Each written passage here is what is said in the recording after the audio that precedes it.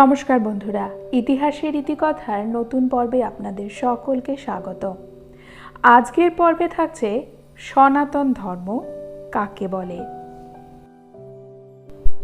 চ্যানেলে যদি নতুন হয়ে থাকেন তবে পাশে থাকা বেল আইকনটি অবশ্যই প্রেস করুন এবং চ্যানেলটি সাবস্ক্রাইব করুন।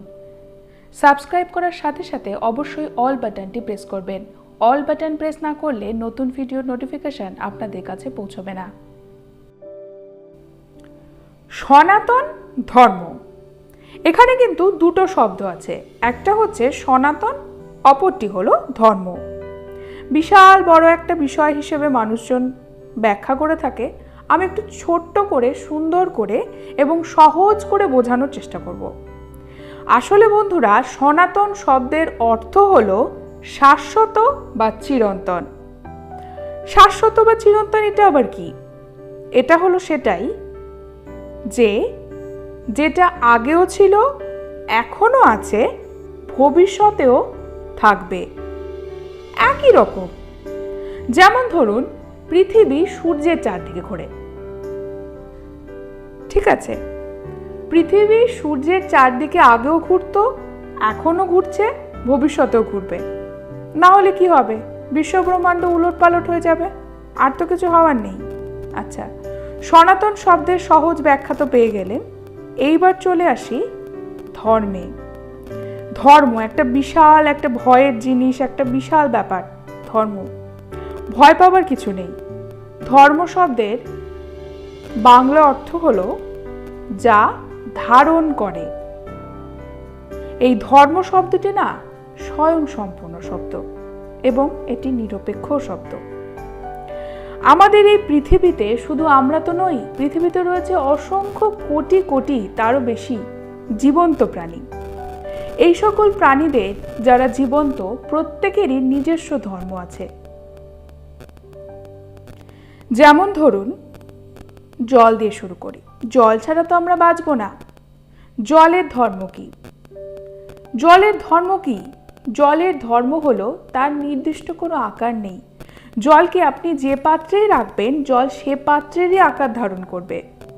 এছাড়াও জল আমাদের তৃষ্ণা মেটায়।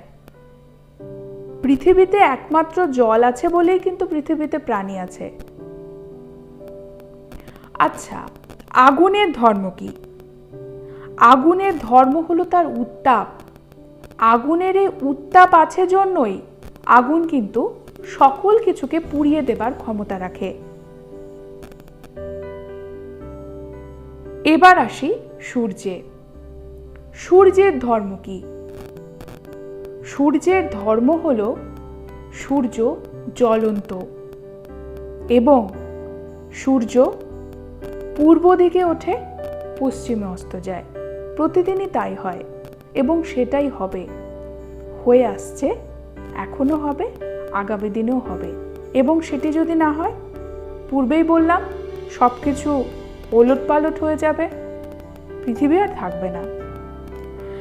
এইরকমই পৃথিবীর যে বনের প্রাণীগুলো আছে, আমরা তো এখন বন থেকে বেরিয়ে এসেছি, যেমন বাঘ, সিংহ, গন্ডার, বানর, হরিণ, এদেরও না নিজস্ব ধর্ম আছে, সমষ্টিগত ধর্ম আছে।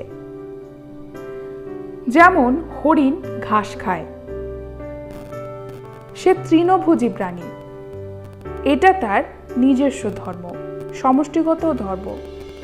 হরিণের মতো অনেক প্রাণী আছে যারা ঘাস খায়। আবার বাঘ, সিংহ, এদের কি ধর্ম? এরা হলো তৃণভোজী প্রাণীদের খায়। এটা একটা শৃঙ্খল, চক্র, খাদ্য শৃঙ্খল, এটা প্রকৃতির তৈরি। মানুষ যখন প্রকৃতির কাছাকাছি ছিল, প্রকৃতির কোলে ছিল, তখন সে প্রকৃতির মতো করেই বাঁচত। সেটাই ছিল তার নিজস্ব ধর্ম, সমষ্টিগত ধর্ম। এই মানুষ যখন একটু একটু করে প্রকৃতির কোল থেকে দূরে সরে আসতে শুরু করলো, তখনই শুরু হলো যত সমস্যা। আমাদের এই পৃথিবীতে আমরা বর্তমানে ধর্ম বলে যা বুঝি, যেমন ধরুন বৌদ্ধ ধর্ম, খ্রিস্টান ধর্ম, ইহুদি ধর্ম, অনেক ধর্ম আছে। ছোট হোক বড় হোক, তার বিস্তৃতি প্রত্যেকেরই নিজস্ব নিজস্ব কিছু বৈশিষ্ট্য আছে, সেসব বিষয় নিয়ে আমি আলোচনা করব না। তো সেই বিষয়গুলোকে আমরা না ধর্ম বলে মনে করি অনেকেই। সনাতন শব্দের অর্থ যেহেতু প্রাচীন, অনেকেই হিন্দু ধর্মকে সনাতন ধর্ম বলে। তার কারণটা কি? তার কারণটা হলো এটাই যে হিন্দু ধর্ম বহু প্রাচীন। হিন্দু ধর্মের মতো আরো অনেক ধর্ম আছে যেগুলিও বহু প্রাচীন, এবং যেমন আমাদের পৃথিবীতে অনেক বন্য মানুষ আছে যারা এখনো বনে থাকে। যেমন খুব আমাদের ভারতবর্ষে আন্দামান নিকোবর দ্বীপপুঞ্জে একটা বিশেষ গোষ্ঠীর মানুষ বসবাস করে একটা জায়গায়, যেখানে তারা নিজস্বভাবে থাকে। তারা বাইরের কাউকে সেখানে প্রবেশ করতে দেয় না এবং সেখান থেকে কেউ বাইরে আসতে পারে না।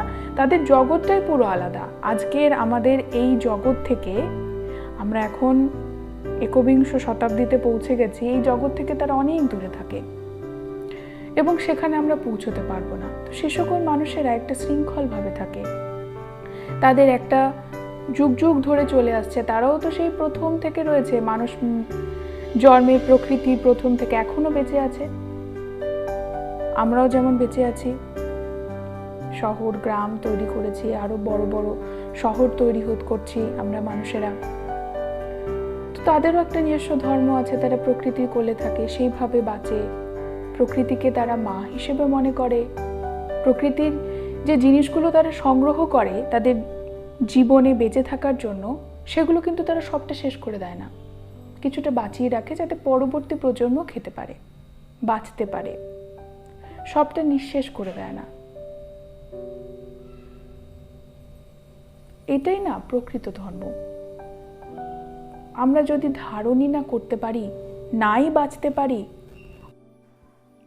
একটা গল্পটা আমাদের হয়তো অনেকেরই জানা, তবুও বলছি। সেটা হলো মহাভারতের গল্প। মহাভারতে পিতামহ ভীষ্মকে যখন তিনি শরশয্যায় ছিলেন, তখন ধর্মপুত্র যুধিষ্ঠির প্রশ্ন করেছিলেন, পিতামহ, সনাতন ধর্ম কি জিনিস? পিতামহ কি উত্তর দিয়েছিলেন জানেন? পিতামহ উত্তর দিয়েছিলেন, অহিংসা, সত্য এবং দান ধর্ম, দান করা সেটার সাথে ধর্ম, এবং ক্রোধ না করা, রাগ না করা, এই 4টে জিনিসই হলো সনাতন ধর্ম।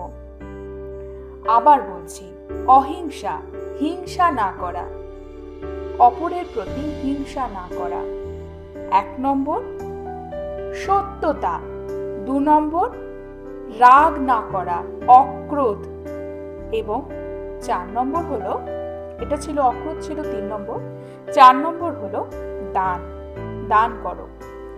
এই 4টেকেই তিনি সনাতন ধর্ম বলেছেন এবং ভীষ্ম বলেছিলেন যুধিষ্ঠিরকে, এইগুলি পালন করো, তবেই তুমি সনাতন ধর্ম পালন করছো। বিষয়টা কিন্তু খুব জটিল বা এমন কিছু নয় যে আমরা কিছু বুঝতে পারবো না, খুবই সরল, মানাই যায়। তাহলে কি আমাদের জীবনটা না অনেক সুন্দর হবে, অনেক সহজ হবে, এত জটিলতা থাকবে না। বন্ধুরা, আজকের পর্ব এখানেই শেষ করছি। পরবর্তী পর্বে নতুন একটি বিষয় নিয়ে আপনাদের সঙ্গে কথা হবে। ভিডিওটি ভালো লাগলে অবশ্যই লাইক করুন এবং শেয়ার করুন। তার সাথে কমেন্টে জানান কেমন লাগলো। ভালো লাগলে অবশ্যই বলবেন এবং আরও কি কি জিনিস চাইছেন সেগুলো বলুন। আমিও অনুপ্রেরণা পাবো আপনাদের কাছ থেকে। ভালো থাকবেন, সুস্থ থাকবেন। ধন্যবাদ।